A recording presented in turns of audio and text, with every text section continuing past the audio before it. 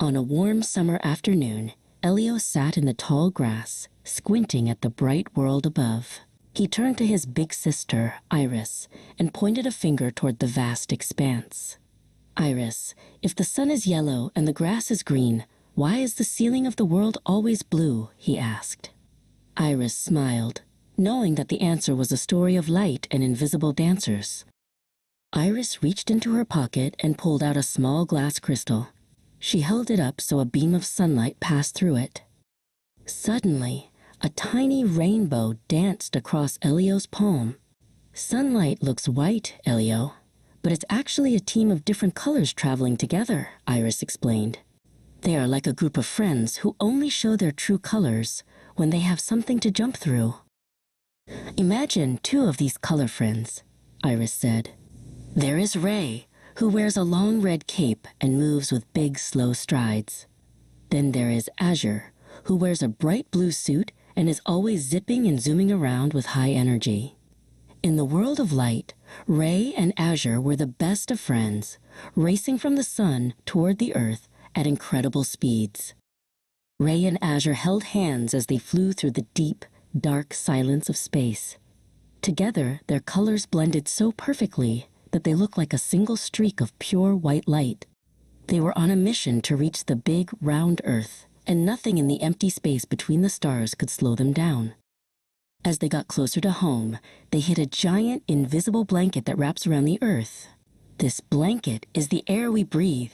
Azure looked ahead and saw someone waiting for them. It was Scout, a tiny, round air spirit who was part of the great atmosphere. Scout was very small, but he was very good at playing tag.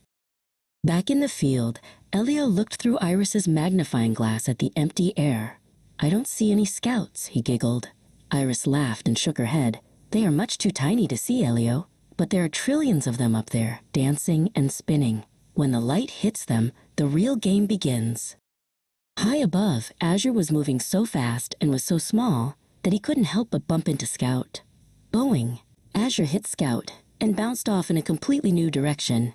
Then he hit another air spirit and bounced again. Because Azure is short and full of energy, he gets tossed around by the air spirits more than anyone else. This bouncing is called scattering. Azure bounced so much that he filled every corner of the sky with his bright blue color. Azure is like a blue paintbrush, Iris told Elio. He splashes his color all over the atmosphere, so that when we look up, we see his blue suit reflected everywhere. But what about Ray in his long red cape? Ray is much bigger, and his strides are so long that he simply steps right over Scout and the other air spirits. He doesn't bounce at all. He marches straight through the air blanket and lands right on the ground, bringing the warmth of the sun directly to us. Elio laid back and looked at the beautiful blue ceiling one more time. He finally understood. The sky was blue because the blue light was busy playing a giant game of tag in the air, while the other colors were busy coming down to say hello. Thanks, Azure, Elio whispered, closing his eyes for a happy nap in the sun.